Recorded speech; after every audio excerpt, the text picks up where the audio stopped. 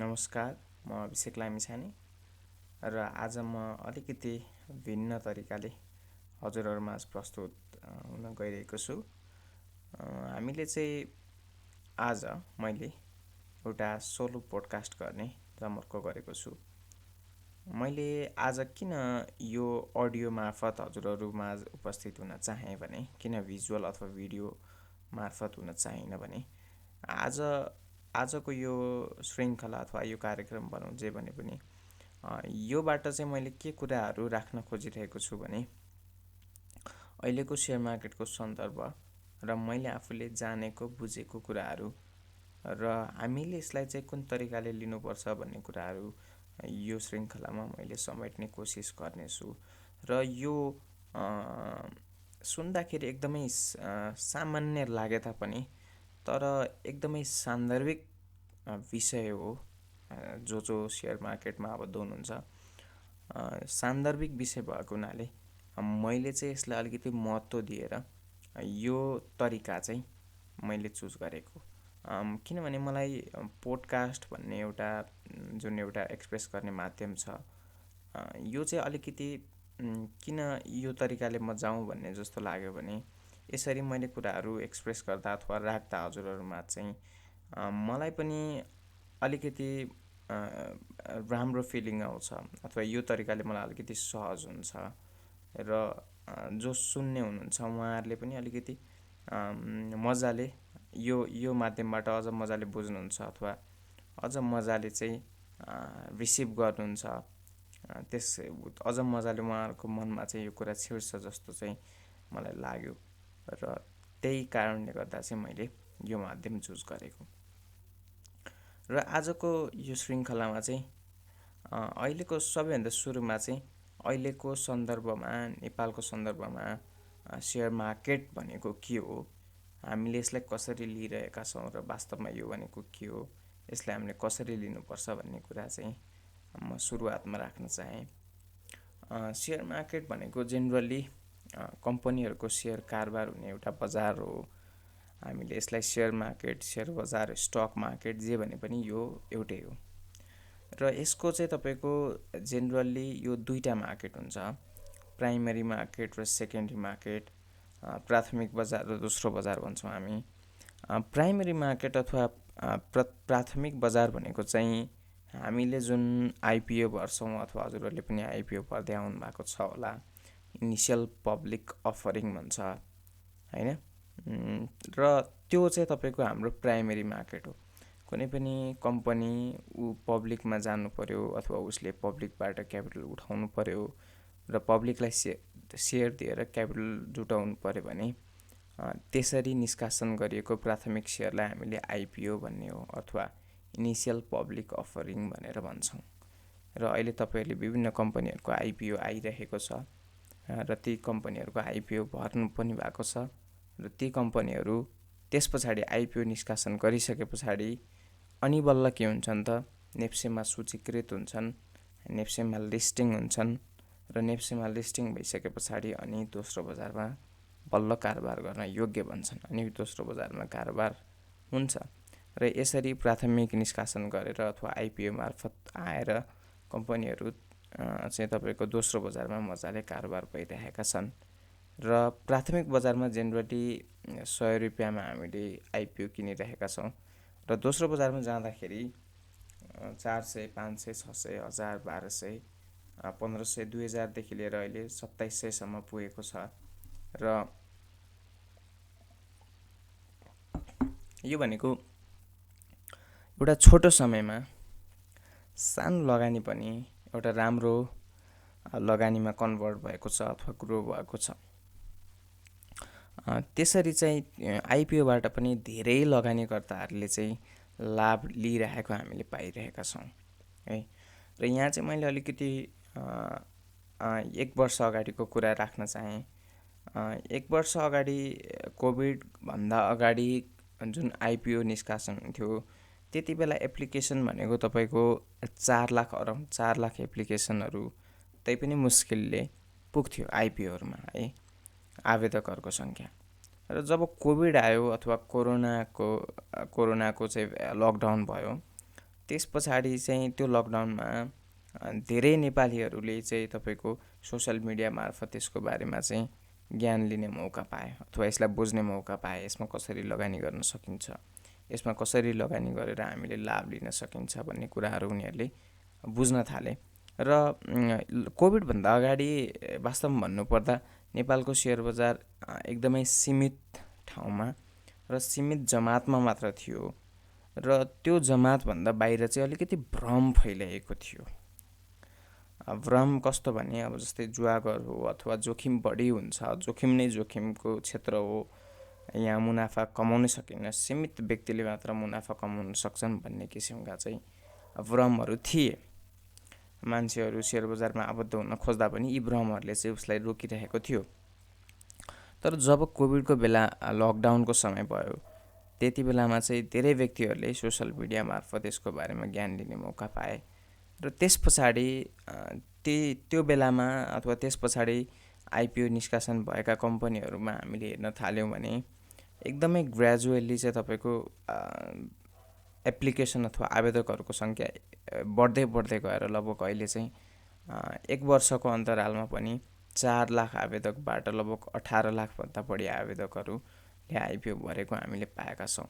र यो भनेको के हो भने वास्तवमा यो कुराले चाहिँ के देखाउँछ भने सेयर मार्केट अथवा जुन एउटा प्राइमेरी मार्केट अथवा प्राथमिक बजार छ, प्राथमिक बजारको अहिले मैले कुरा गरिरहेको छु, यो प्राथमिक बजारले पनि एउटा सानो लगानीलाई पनि एउटा राम्रो लगानीमा परिणत गर्ने हुने भएकोले धेरै मान्छेहरूको चाहिँ यहाँ के देखियो त, चाह देखियो, उनीहरूको चाहना देखियो, उनीहरू यहाँ आएर लगानी गर्न उनीहरूको चाहिँ चाह देखियो।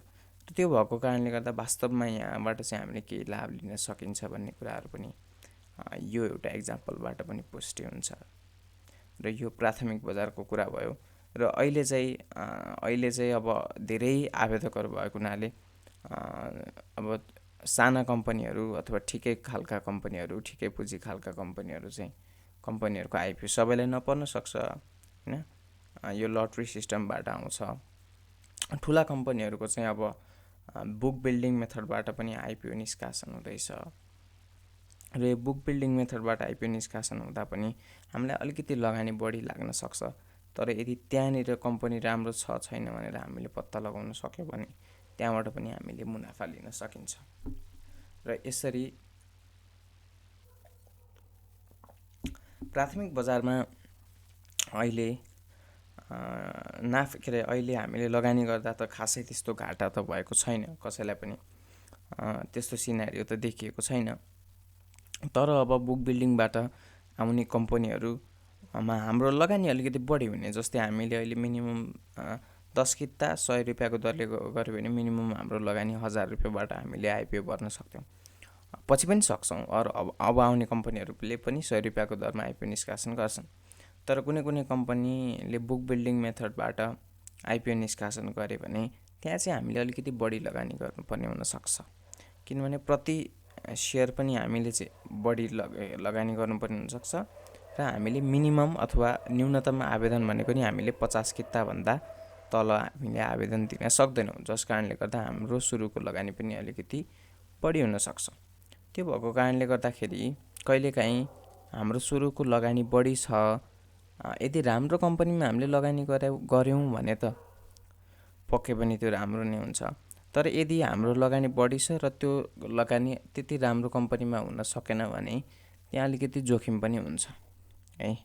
त्यो भएको कारणले गर्दाखेरि अब तपाईँहरूले एउटा कुरा यो आइपिओ अथवा प्राथमिक बजारमा लगानी गर्दाखेरि हामीले एउटा बानी बसाल त राम्रो हुन्छ भने जहिले पनि कम्पनीहरूले आइपिओ निष्कासन गर्नुभन्दा अगाडि चाहिँ उनीहरूले आफ्नो प्रोस्पेक्टस अथवा आह्वान पत्र चाहिँ निकालेको हुन्छ। त्यो आह्वान पत्र चाहिँ हामीले एकचोटि पढ्नुपर्ने हुन्छ। त्यो आह्वान पत्र पढ्दाखेरि हामीले त्यो कम्पनी कस्तो हो, कहिले चाहिँ तपाईँको त्यो स्थापना भएकोदेखि लिएर त्यहाँ को सञ्चालक छन्, त्यसको चाहिँ वित्तीय विवरण, त्यसको नेटवर्थ कति छ, त्यसको प्रोजेक्टेड चाहिँ तपाईँको अर्निङ कस्तो छ, विगतमा कस्तो अर्निङ थियो, अर्निङमा चाहिँ उसको ग्रोथ कस्तो छ, प्रोजेक्सन उसको कस्तो छ, यी यावत कुराहरू हामीले त्यो प्रोस्पेक्टस अथवा चाहिँ तपाईँको आह्वान पत्रबाट बुझ्न सकिन्छ।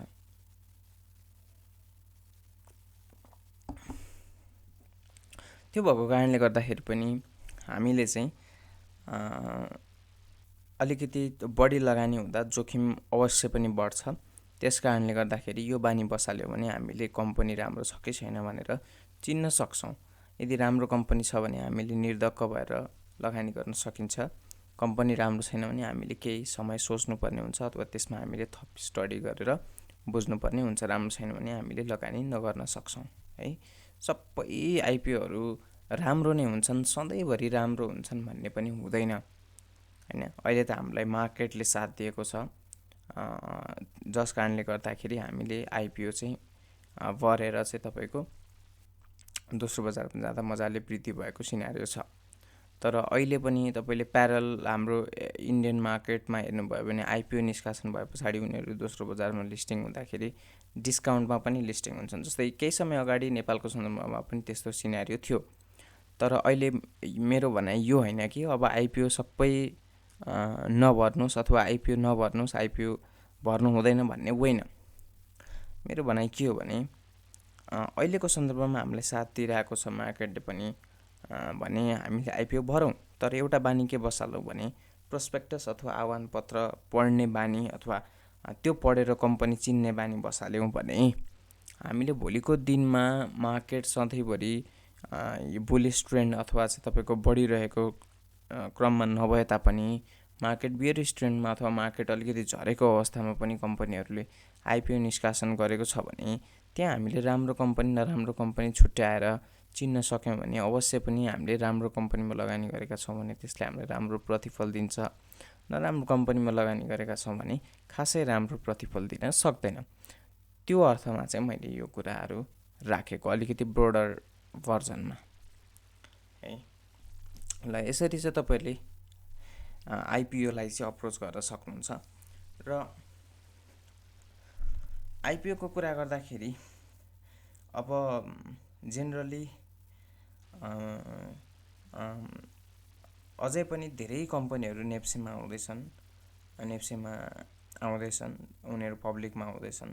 त्यो भएको कारणले गर्दाखेरि मैले यो मेरो चाहिँ पोडकास्ट माध्यमबाट चाहिँ मिडल क्लास फ्यामिलीको जो विद्यार्थीहरू हुनुहुन्छ, स्टुडेन्टहरू हुनुहुन्छ, हाई स्कुल, अन्डर ग्रेजुएट अथवा चाहिँ भनौँ ब्याचलर्स लेभल, उहाँहरूलाई चाहिँ अलिकति मैले बढी फोकस गरेर यसमा चाहिँ हामीले आइपिओमा पनि एटलिस्ट आइपिओलाई हामीले स्टडी गरेर लगानी गऱ्यौँ भने त्यसलाई हामीले खासै धेरै टाइम पनि दिनु पर्दैन।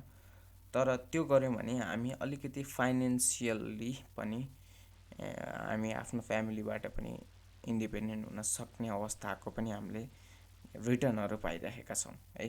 त्यो भएको कारणले गर्दाखेरि यदि तपाईँ आफैमा विद्यार्थी हुनुहुन्छ भने पनि यसलाई आफ्नो डेली लाइफको धेरै पर्दैन, थोरै समय, दिनको 15 मिनट 10 मिनट समय तपाईँले छुट्याउनु भयो, यसको अपडेट लिनुभयो र यसको बारेमा बुझेर लगानी गर्नुभयो भने तपाईँको आफ्नो पकेट मनी पनि यसले मजाले दिन्छ। अथवा त्यति मात्र नभइकन तपाईँले यदि काठमाडौँमा रेन्टमा बस्नुहुन्छ भने तपाईँको घरबाट पनि दिन यसले सघाउन सक्छ। त्यो भएको कारणले गर्दाखेरि तपाईँ आफै विद्यार्थी हुनुहुन्छ, मिडल क्लास फ्यामिलीको हुनुहुन्छ भने फाइनेन्सियल फ्रिडम पनि यसले तपाईँलाई दिन हेल्प गर्छ। त्यो भएको कारणले गर्दाखेरि यहाँ चाहिँ हामीले लगानी गरेर अथवा प्राथमिक बजारमा हामीले लगानी गरेर लाभ लिन सक्छौँ है। लाभ लिन सकिन्छ भने फाइनेन्सियली इन्डिपेन्डेन्ट फ्रिडम हामीले पाउँछौँ भने किन नगर्ने भन्ने कुरा हुन्छ। र यो चाहिँ अझै पनि थाहा छैन कसैलाई, आइपिओ भर्नु भएको छैन भने उहाँहरूलाई म छिट्टै नै सुरु गर्न पनि आग्रह गर्न चाहन्छु। र यसरी यो आइपिओको कुरा भयो र तपाईँहरूले पनि अब आउने कम्पनीहरूको आइपिओ आउनुभन्दा अगाडि प्रोस्पेक्टस अथवा आह्वान पत्र स्टडी गरेर त्यसको बारेमा बुझेर लगानी गर्न म सबैलाई सुझाव दिन्छु।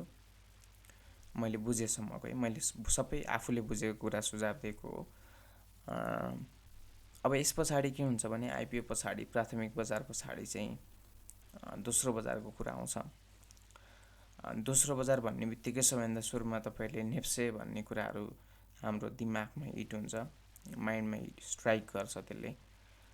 नेप्से भनेको के हो भने नेपालको एउटा मात्र स्टक एक्सचेन्ज हो अथवा एउटा मात्र चाहिँ हाम्रो बजार हो जहाँ चाहिँ कम्पनीहरूको सेयर कारोबार हुन्छ, खरिद बिक्री हुन्छ।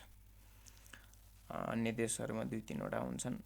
नेपालमा अहिलेसम्म एउटा मात्र छ जुन चाहिँ नेप्से हो, नेपाल स्टक एक्सचेन्ज। र नेप्से भन्ने बित्तिकै फेरि अर्को कुरा के स्ट्राइक हुन्छ भने नेप्से इन्डेक्स बजार कतिमा छ? 2700, 2600, 2500, 1300, 1200, 1400, 1800, 1600 यावत कुरा हाम्रो दिमागमा आउँछ।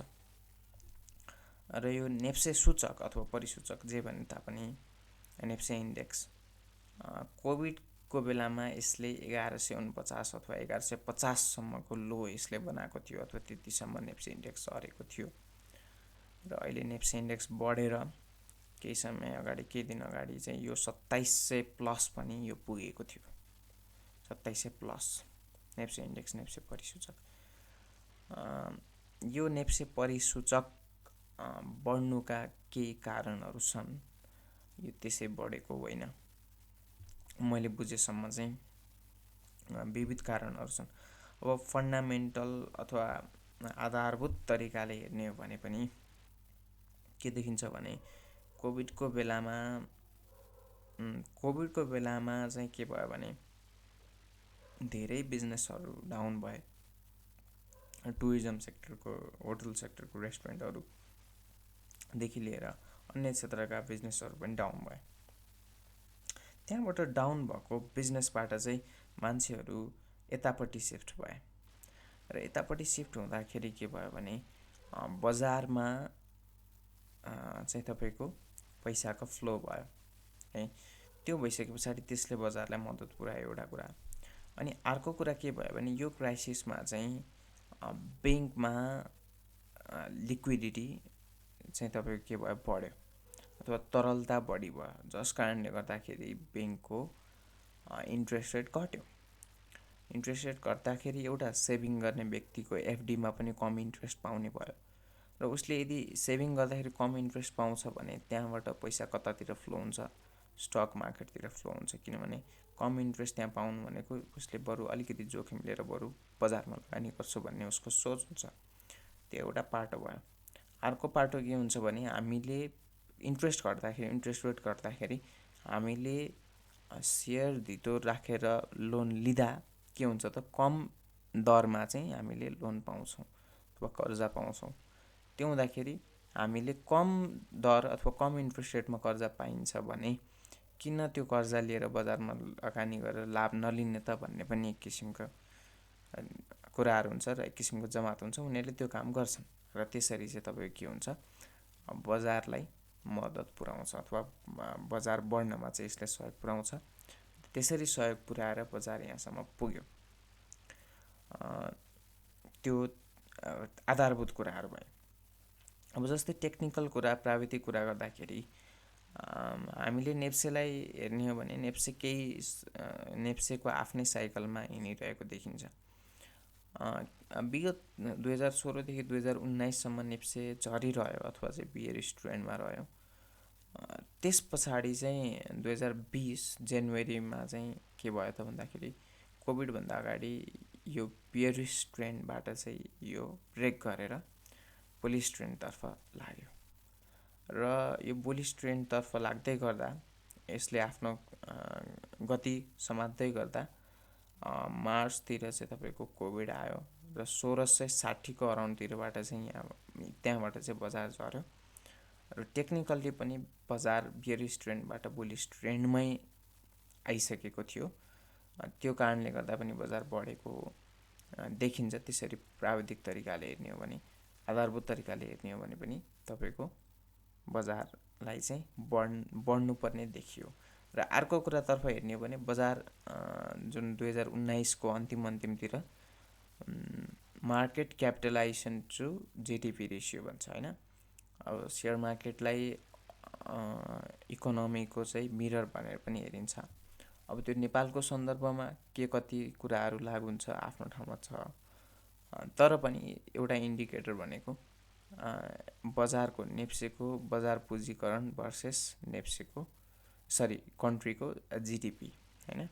त्यसरी हेर्दाखेरि पनि एकदमै न्यून बिन्दुमा अथवा अराउन्ड 40 टु 0.40 टु 0.45को पर्सेन्टेजको रेसियोमा चाहिँ पुगेको थियो। पर्सेन्टेजमा 40 टु 45%मा चाहिँ पुगेको थियो होइन, market cap to GDP ratio. र यो चाहिँ 100% भन्दा कमलाई चाहिँ बजार तलै छ भन्ने कुरा मानिन्छ यो बाहिरको सन्दर्भमा। तर नेपालको सन्दर्भमा विगत केही समयदेखि हेर्ने हो भने market cap to GDP ratio चाहिँ म्याक्सिमम् 83%सम्म पुगेको थियो र मिनिमम चाहिँ तपाईँको यो 40 अराउन्ड पुगे पछाडि चाहिँ यो न्यून बिन्दु हो भनेर पनि हामीले योभन्दा अगाडिका मुभहरूलाई पनि हेरेर थाहा पाउन सक्छौँ। र त्यसरी हेर्दाखेरि पनि बजार अलिकति तल्लो बिन्दुमा पुगिसकेको र त्यहाँभन्दा तल नझर्न सक्ने सम्भावना बढी भएको भन्ने कुराहरू पनि हामीले बुझेका थियौँ। र त्यसरी यी यावत कुराहरू जुन कुराहरू मैले तपाईँलाई राखेँ, मैले बुझेको चाहिँ बजार बढ्नुका कारण, बजार बढ्नुको रिजन, बजार किन बढ्यो भन्ने कुराहरू चाहिँ यहाँ राखेँ आधारभूत। त्यस पछाडि प्राविधिक र अलिकति सेन्टिमेन्टल कुराहरू पनि भयो र यसरी चाहिँ बजार बढ्यो र बजार बढेर अहिले हामी सबै खुसी छौँ। हामीले प्राथमिक सँगसँगै दोस्रो बजारमा पनि यदि बजार यसरी बढेको छ भने पक्कै पनि कम्पनीहरूले पनि राम्रो रिटर्न दिइरहेको छ र त्यसरी चाहिँ हामीले राम्रो रिटर्न पाइरहेका छौँ, खुसी छौँ होइन। र अर्को कुरा यहाँ चाहिँ हामीले बुझ्नुपर्ने कुरा के हो भने हामी सधैँ यसरी खुसी रहिरहन सक्दैनौँ यदि हामीले बजारलाई समयमा बुझ्न सकेनौँ भने है। जस्तै एउटा इक्जाम्पल म के दिउँ भने तपाईँहरूलाई 2016मा बजारले योभन्दा अगाडिको हाइएस्ट बिन्दु बनाएको थियो 1881को। त्यति बेलामा पनि एकदमै धेरै कारोबार भएको थियो है। त्यो किन कारोबार भयो भने त्यो अझै माथि जान्छ, 1881 होइन 2022 पुग्छ भन्ने सोचले त्यहाँ पनि मान्छेहरूले लगानी गरेका छन्। हो त्यो हुँदाखेरि एभ्री पोइन्टमा चाहिँ तपाईँको कारोबार भएर नै त्यो बिन्दुसम्म पुगेको हुन्छ। त्यो हुँदाखेरि हामीले चाहिँ बजारका यी रेसियोहरू अथवा चाहिँ मैले जुन आधारभूत रेसियो कुरा गरेँ, market cap to GDP ratio कति हुँदा उचित हुन्छ हामीले लगानी गर्न होइन। अलिकति इन्ट्रेस्ट रेटहरूको पनि कुरा आउला, त्यस पछाडि चाहिँ तपाईँको कन्ट्रीको सिचुएसनको कुरा आउला, त्यस पछाडि यहाँबाट भित्र जाँदाखेरि कम्पनीको अर्निङको ग्रोथको कुराहरू आउला। त्यसलाई हेरेर हामीले चाहिँ लगानी गर्नुपर्ने हुन्छ।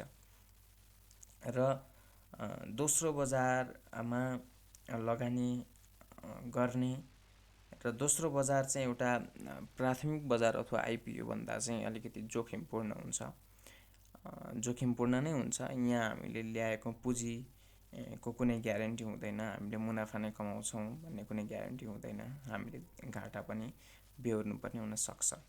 र सुरुवात हामीले कसरी गर्न सक्छौँ भने एउटा कुरा के राखौँ भने कहिले पनि स्टक मार्केटभन्दा ठुलो गुरु, मार्केट आफैभन्दा ठुलो गुरु कोही पनि हुन सक्दैन।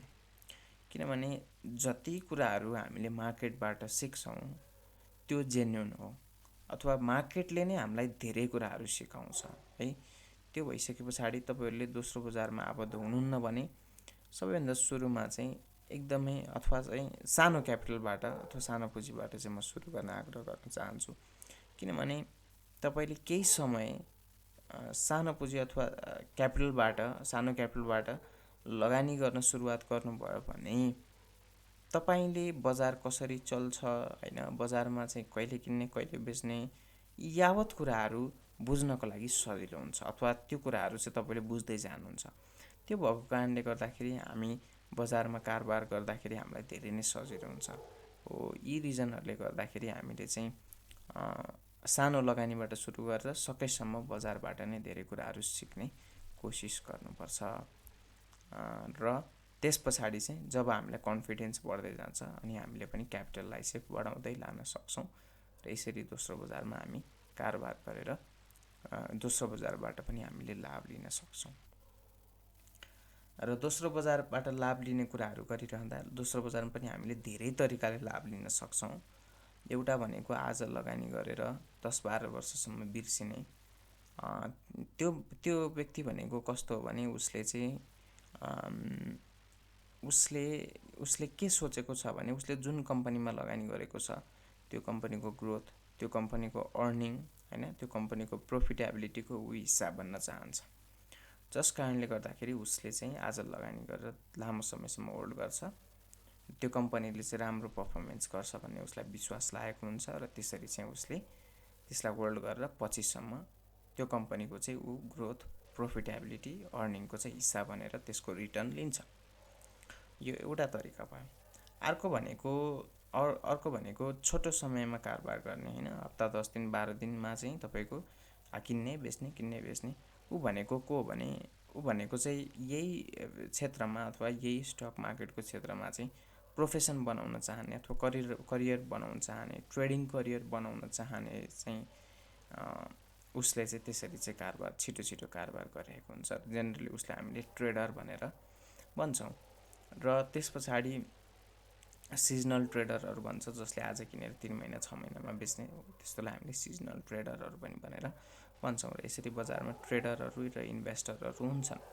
अब इन्भेस्टरहरूले चाहिँ अलिकति कम समय दिए पनि हुन्छ, होइन, उनीहरूले अरू कामहरू गर्दा गर्दै अरू काममा चाहिँ ऊ बढी बिजी छ भने उसले थोरै समय छुट्याएर अथवा केही महिना दिनमा अथवा हप्ता दिनमा चाहिँ केही समय छुट्याएर त्यसलाई चाहिँ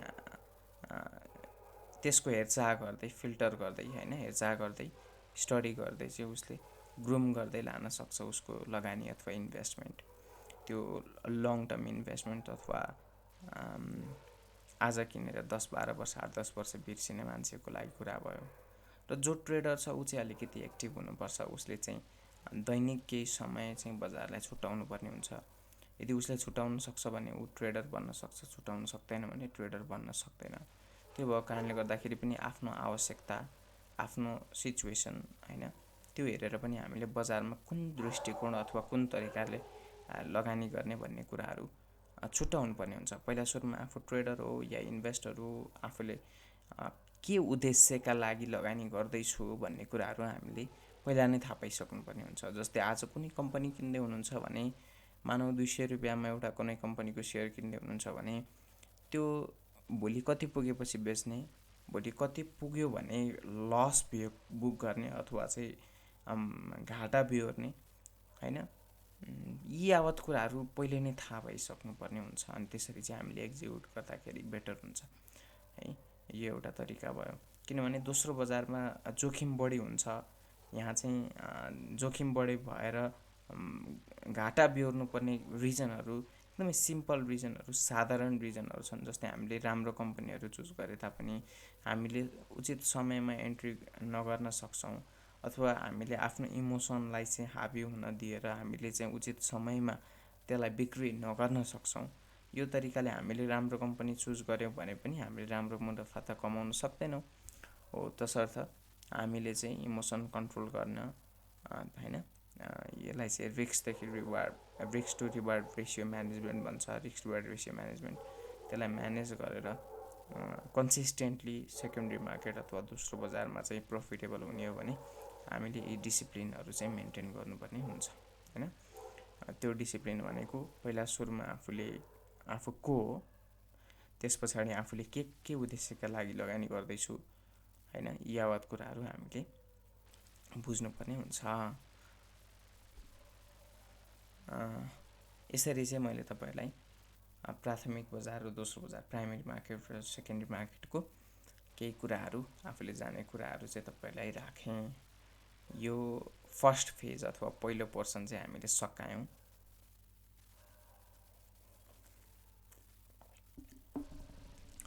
अब दोस्रो फेजमा चाहिँ म तपाईँहरूलाई के कुरा राख्न चाहेँ भने मैले चाहिँ कसरी सुरुवात गरेँ, वास्तवमा मलाई के कुराले सेयर बजारमा तान्यो र मेरो जर्नी कस्तो रह्यो भन्ने कुराहरू पनि म यहाँनिर आजको यो सेसन आजको यो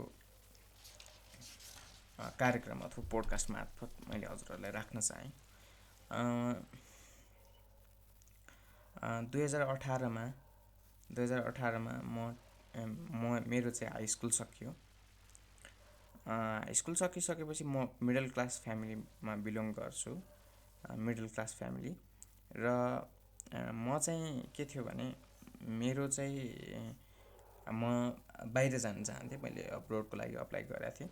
र तर त्यस पछाडि चाहिँ के भयो भने म पछि अब्रोड गइनँ, पर्सनल रिजनले गर्दाखेरि अब्रोड नगइसके पछाडि म अब्रोड जानुको रिजन चाहिँ म किन अब्रोड जान चाहन्थेँ भने म चाहिँ यो हाई स्कुलबाट नै अब म फाइनेन्सियल्ली मेरो फ्यामिलीबाट चाहिँ इन्डिपेन्डेन्ट हुनुपर्छ भन्ने मेरो प्लानिङ थियो। र त्यही रिजनका लागि म एब्रोड जाँदै थिएँ। तर म अब एब्रोड नगइसके पछाडि, म नेपालमा नै बस्ने भइसके पछाडि म कसरी फाइनेन्सियली इन्डिपेन्डेन्ट हुने भनेर चाहिँ मैले विभिन्न वे आउटहरू सोच्दै गएँ, रिसर्च गर्दै गएँ, हेर्दै गएँ, बुझ्दै गएँ। र बुझ्दै जाँदाखेरि एक दिन मैले यसको विषयमा पहिलादेखि नै केही कुराहरू सुन्दै आएको थिएँ। मेरो मनमा थियो यहाँ चाहिँ केही लाभ हुनसक्छ भन्ने कुराहरू मैले कता कता मेरो माइन्डमा पहिले सुन्दाखेरि क्लिक भइरहेको थियो। र त्यस पछाडि मलाई यसको बारेमा बुझ्न मन लागे पछाडि चाहिँ मलाई एकदमै इन्ट्रेस्ट भएर चाहिँ अब इन्ट्रेस्ट यो भयो कि मैले त्यति बेला बुझ्न खोज्दा नेपालको बारेमा अथवा नेपालको चाहिँ यसको चाहिँ तपाईँको नेप्सेको चाहिँ होइन सामग्रीहरू पाउन एकदमै गाह्रो थियो, पाइन्थेन। अब तपाईँको सोसियल मिडियाहरूतिर पनि त्यति बेला त्यति साह्रो चाहिँ, हुन त धेरै समय अगाडि होइन, 3 वर्ष अगाडि हो, तर पनि त्यति बेला सामग्रीहरू नै थिएनन्। हामीले यसको बारेमा बुझ्ने सामग्रीहरू एकदमै कम थियो। बुकहरू थिए, त्यो बुकहरू हामीले पढ्यौँ, मैले पनि पढेँ। धेरै बुकहरू पनि थिएनन्, 3-4वटा बुकहरू थिए, ती बुकहरू पनि पढेँ। अनि अलिअलि मैले पाएको इन्फर्मेसन सामग्रीहरू मैले लिएर सकेसम्म चाहिँ मैले यसको बारेमा बुझ्न थालेँ। र मलाई त्यसरी चाहिँ मैले गर्दै मैले सुरुमा आइपिओबाट सुरु गरेँ। आइपिओमा मैले लगानी गरेर सुरु गरेँ। र आइपिओ लगानी गरेर सुरु गरिसके पछाडि त्यो आइपिओ दोस्रो बजार मार्फत कारोबार हुन 3 महिना जति लाग्यो। त्यस पछाडि दोस्रो बजार मार्फत त्यो कारोबार हुन थाल्यो। र त्यो कारोबार हुन थालिसके पछाडि आइपिओ निकालेको भन्दा बढी मूल्यमा कारोबार हुन थालिसके पछाडि मलाई अलिकति इन्ट्रेस्ट लाग्न थाल्यो। अझ इन्ट्रेस्ट बढ्दै गयो, यहाँ चाहिँ पैसा बन्दो रहेछ भन्ने एक किसिमको मलाई लाग्न थाल्यो। र त्यस पछाडि मैले के सोचेँ भने म अब प्राइमेरी मार्केटमा मात्र सीमित नभइकन म सेकेन्डरी मार्केटमा पनि लाग्छु भन्ने मेरो प्लानिङ भयो। र त्यस पछाडि अब यहाँनिर चाहिँ मलाई के लाग्यो भने सेकेन्डरी मार्केटमा लाग्न त लाग्ने, तर यत्तिकै लाग्नुभन्दा पनि केही ज्ञान लिएर अथवा यसको बारेमा बुझेर चाहिँ लाग्दा उचित हुन्छ होला भन्ने सोचले चाहिँ मैले सुरुमै 2018मा नै मैले टेक्निकल एनालिसिसको चाहिँ होइन, अब त्यति बेलामा चाहिँ दोस्रो बजारमा म ट्रेडिङमा चाहिँ अझ बढी इन्ट्रेस्टेड, होइन, ट्रेडिङ गर्न चाहिँ मैले चाहन्थेँ। र त्यसको लागि चाहिँ बेस्ट भनेको टेक्निकल एनालिसिस हुन्छ भनेर मैले टेक्निकल एनालिसिसको क्लास लिएँ। र क्लास लिए तापनि क्लास सँगसँगै मैले रिसर्चहरू पनि आफै गरेँ, सेल्फ स्टडी पनि गरेँ।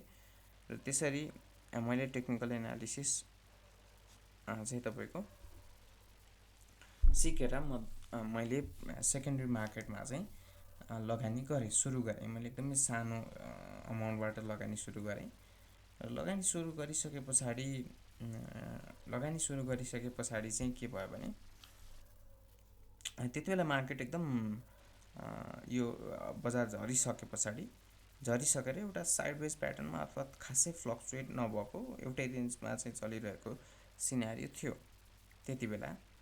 र त्यस पछाडि चाहिँ के भयो भने अब म चाहिँ एज अ ट्रेडर बन्छु भनेर आएँ सुरुमा। तर मैले जुन सुरुमा एउटा लगानी गरेँ, सुरुवातमा लगानी गरेको लगानी न त मलाई खासै नाफा दिइरहेको थियो, न त मलाई खासै घाटा पनि भइरहेको थियो। त्यो खासै फ्लक्चुएट हुन सकिरहेको थिएन। त्यो हुँदाखेरि मलाई के लाग्यो भने यहाँ चाहिँ प्राइमेरी मार्केट अथवा आइपिओ मार्फत त मैले लाभ लिन सकेँ, तर दोस्रो बजार मार्फत कसरी लाभ हुन्छ, यहाँ त मलाई लाभ नै भइरहेको छैन, लाभ मात्र नभइकन नोक्सान पनि खासै भइरहेको छैन, फ्लक्चुएट नै भइरहेको छैन भन्ने जस्ता कुराहरू मलाई लाग्न थाल्यो। त्यस पछाडि मलाई के भयो भने अझ होइन, मेरो स्टडी अथवा मेरो रिसर्च अथवा चाहिँ मैले मेरो बुझाइ अझै पुगेको छैन भन्ने किसिमका कुराहरू लाग्यो र त्यस पछाडि मैले चाहिँ मजाले स्टडी गर्न थालेँ, अझै मैले रिसर्च गर्न थालेँ र यो सँगसँगै मलाई चाहिँ के भयो भने यहाँ चाहिँ त्यो सिनेरियो भइरहँदा बाहिरको बजारहरू चाहिँ कस्तो रहेछ भन्ने किसिमले चाहिँ म केही समय इन्टरनेसनल मार्केटको बारेमा पनि स्टडी गर्न थालेँ। जेनरली इन्टरनेसनल मार्केट भन्दा मैले फरेक्स मार्केट, करेन्सी मार्केटमा चाहिँ मैले त्यसको बारेमा बुझ्न थालेँ र त्यसको बारेमा बुझेर टेक्निकल एनालिसिस मैले सिकेको थिएँ, त्यो अप्लाई गर्न थालेँ र त्यसरी मैले लगभग 1 वर्ष जति फरेक्स मार्केटमा चाहिँ मैले बुझ्ने र आफूले सिकेको कुरा प्र्याक्टिस गर्ने कामहरू गरेँ र त्यसरी गर्दाखेरि मलाई चाहिँ के लाग्यो भने यहाँ लाभ छ, तर यहाँको लाभ लिनको लागि हामीले चाहिँ केही मेहनतहरू गर्नुपर्छ, केही स्टडी हामीले गर्नुपर्छ। यत्तिकै हावाको भरमा अथवा चाहिँ लैमा हामीले लागेर चाहिँ लगानी गऱ्यौँ भने 1-2 चोटि त हामीलाई नाफा होला, नाफा हुँदैन भन्न सकिँदैन, नाफा हुन्छ, तर कन्सिस्टेन्टली प्रफिटेबल हुनको लागि दोस्रो बजारमा अथवा सेकेन्डरी मार्केटमा कन्सिस्टेन्टली प्रफिटेबल हुनको लागि हामीमा सबैभन्दा सुरुमा त त्यसको बारेमा ज्ञान हुनु पर्यो, सेकेन्डरी मार्केटको बारेमा, र त्यो कसरी अपरेट हुन्छ, त्यहाँ चाहिँ कम्पनीको सेयरका मूल्यहरू कसरी बढ्छन्, कसरी घट्छन्, डिमान्ड र सप्लाईका कुराहरू, कहाँनिर गएर डिमान्ड आउनसक्छ, कहाँ गएर सप्लाई आउनसक्छ, यावत कुराहरू बुझ्ने अथवा यसलाई चाहिँ एनालाइज गर्न सक्ने अथवा यसलाई बुझ्न सक्ने क्षमता हामीले आफूमा राख्नु पर्दो रहेछ भन्ने कुराहरू मलाई महसुस भयो र त्यस पछाडि हामीले त्यति मात्र नभइकन स्ट्रिक्ट डिसिप्लिन पनि फलो गर्नुपर्ने रहेछ, ट्रेडिङ डिसिप्लिन पनि हामीले आफ्नो इमोसनलाई चाहिँ हाबी हुन दिनुपर्ने रहेनछ, हामीले चाहिँ रिस्क र रिवार्ड रेसियोलाई मेन्टेन गर्नुपर्ने रहेछ। यावत कुराहरू चाहिँ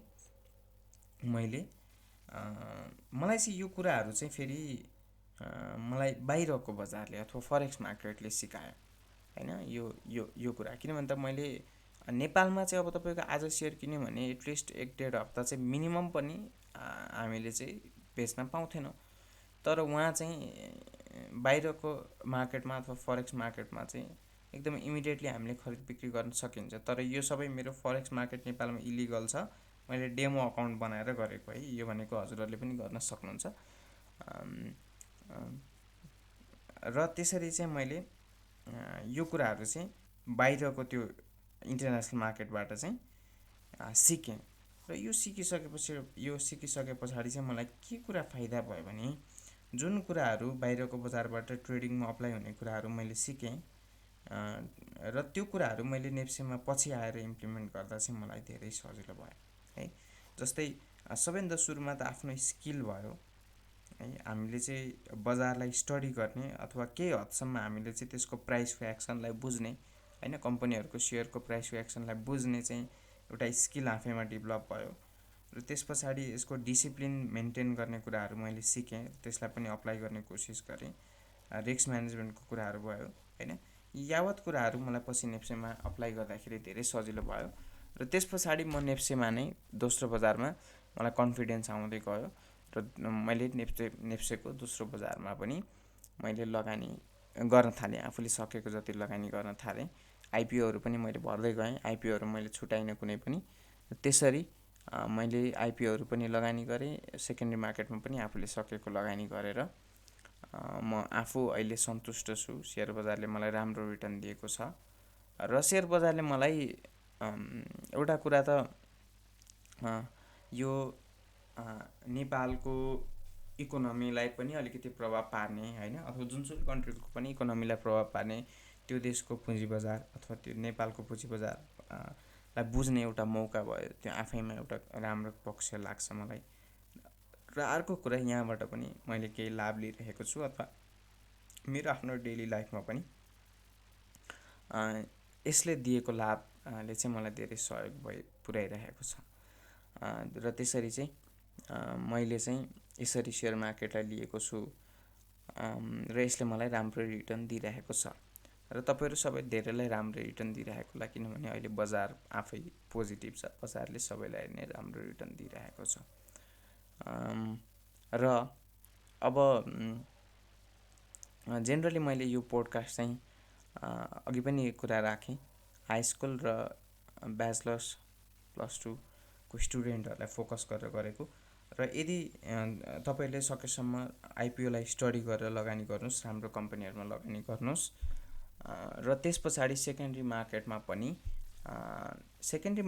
पनि अब बुझेर सेकेन्ड्री मार्केटलाई स्टडी गरेर रिसर्च गरेर त्यस पछाडि सानो क्यापिटलबाट चाहिँ सुरु गरेर मार्केटलाई स्टडी गरेर तपाईँहरूले लगानी गर्न सक्नुहुन्छ है। अब यसलाई चाहिँ हामीले कसरी लिने त भन्दाखेरि नेपालको सन्दर्भमा चाहिँ अब यदि तपाईँहरू अन्य क्षेत्रको मान्छे हुनुहुन्छ, फाइनेन्स सेक्टरभन्दा बाहिरको मान्छे हुनुहुन्छ भने पनि यहाँ हामीले लगानी गरेर हामीले मजाले रिटर्न लिन सकिन्छ, किनभने फाइनेन्स सेक्टरका मान्छेहरूले मात्रै सेयर बजारको बारेमा जानकार हुन्छन् भन्ने छैन, जुनसुकै क्षेत्रको व्यक्तिले पनि यसलाई बुझ्न सक्छ है। त्यो भइसके पछाडि यदि तपाईँ अर्कै क्षेत्रको मान्छे हुनुहुन्छ, अर्कै काममा आबद्ध हुनुहुन्छ भने पनि दिनको थोरै समय, केही समय तपाईँले दिएर यसमा एक्टिभ ट्रेडर अथवा चाहिँ तपाईँको एकदमै सर्ट टर्म ट्रेडर नभइकन सिजनल ट्रेडर अथवा इन्भेस्टर भएर चाहिँ तपाईँले लगानी गर्नुभयो, दोस्रो बजार आइपिओहरू भर्दै आउनुभयो, राम्रो कम्पनीहरू आइपिओहरू भर्दै आउनुभयो, कुनै नराम्रो कम्पनी छ भने त्यसलाई छोड्नुभयो होइन। यसरी चाहिँ बुझेर सेयर बजारमा लगानी गर्नुभयो भने चाहिँ अवश्य पनि तपाईँलाई पछि लगभग 8-10 वर्षसम्म लगानी गरेर त्यसरी चाहिँ तपाईँले आफ्नो क्यापिटललाई ग्रो गर्नुभयो भने पक्कै पनि सेयर बजारमा लगानी गरेको व्यक्ति र सेयर बजारमा लगानी नगरेको व्यक्तिमा चाहिँ अबको 10 वर्षमा गएर हामीले फर्केर हेर्ने हो भने धेरै नै भिन्नता हामीले देख्छौँ होला। त्यो कुन सन्दर्भमा भने उसको क्यापिटलको ग्रोथको सन्दर्भमा होइन, पुँजीको ग्रोथको सन्दर्भमा धेरै नै भिन्नता हामीले देखिन्छ र यसरी चाहिँ हामीले चाहिँ सेयर बजारबाट लाभ लिन सकिन्छ है। र अर्को कुरा, नेपालको सेयर बजार एउटा ग्रोइङ फेजमा छ, धेरै सुधारका कुराहरू हुँदैछन्, भइरहेका छन्, नयाँ इन्स्ट्रुमेन्टहरू पनि बजारमा आइरहेको छ र त्यो हुँदाखेरि पनि हामीले बजारमा लगानी गरेर यो एउटा ट्रान्जिसन फेज जस्तो पनि छ। यो फेजमा चाहिँ हामीले लगानी गऱ्यौँ भने हामीले पनि एउटा राम्रो रिटर्न चाहिँ हामीले गेन गर्न सकिन्छ जस्तो चाहिँ मलाई लाग्छ। र आज चाहिँ मैले यसरी दुईवटा टुक्रा भनौँ, दुईवटा पोर्सनमा, एउटा फर्स्टमा चाहिँ सेयर मार्केटको बारेमा सिम्पल कुराहरू राखेँ, प्राइमेरी मार्केट र सेकेन्डरी मार्केटको बारेमा, र सेकेन्ड फेजमा चाहिँ मैले आफ्नो एक्सपिरियन्स, मेरो आफ्नो जर्नी भनौँ होइन, मैले सुरु गरेको क्षणबाट चाहिँ अहिलेसम्मको कुराहरू राखेँ। र यो कुराहरू चाहिँ राख्नुको आजको मेरो उद्देश्य के हो भने यहाँ मैले सेकेन्डरी मार्केटमा चाहिँ अब केही कुराहरू त मैले दोस्रो बजारको बारेमा पनि राखेँ, त्यसले पनि तपाईँहरूलाई केही न केही सहयोग पुऱ्याउँछ।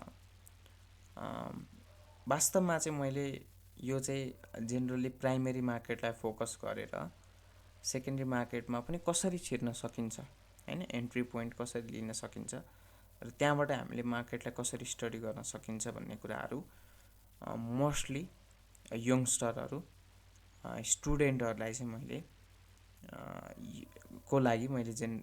स्टुडेन्टहरूको लागि चाहिँ मैले स्पेसल्ली यो पोडकास्ट रेकर्ड गरेको। किनभने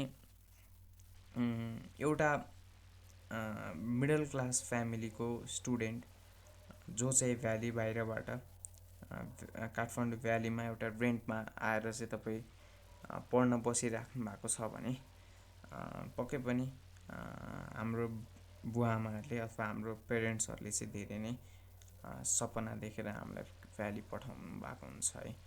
त्यो हुँदाखेरि हामीले एउटा कदम, एउटा सिम्पल स्टेप हामीले यो लिएर होइन, धेरै टाइम पनि हामीले स्पेन्ड गर्नु पर्दैन, दिनको 10 मिनट म्याक्सिमम्। त्यो टाइम स्पेन्ड गरेर हामी आफ्नो फ्यामिलीलाई आफू फाइनेन्सियली इन्डिपेन्डेन्ट भएर होइन सहयोग पुर्याउन सकिन्छ भने किन त्यो नगर्ने होइन। त्यो भयो भने हजुरले आफूले चाहिँ तपाईँको आफ्नो पकेट मनी, आफ्नो खाजा खर्च होइन, आफ्नो रेन्ट आफूले यसबाट उठाउन सक्नुभयो भने पक्कै पनि तपाईँको फ्यामिलीलाई पनि त्यो एउटा खुसीको कुरा हुन्छ। त्यो फाइनेन्सियल फ्रिडमको चाहिँ तपाईँले फर्स्ट स्टेप लिनुहुन्छ। पछि पनि फ्यामिलीप्रति रेस्पोन्सिबिलिटीको कुराहरू पनि हामीले सिक्दै जान्छौँ। त्यो भएको कारणले गर्दाखेरि यो एकदमै अहिलेको सन्दर्भमा नेपालको अथवा चाहिँ हाम्रो जुन स्टुडेन्ट जमात छ, यङ्स्टर जमात बुझ्नै पर्ने कुरा हो, यसको बारेमा ज्ञान लिनै पर्ने कुरा हुन्छ।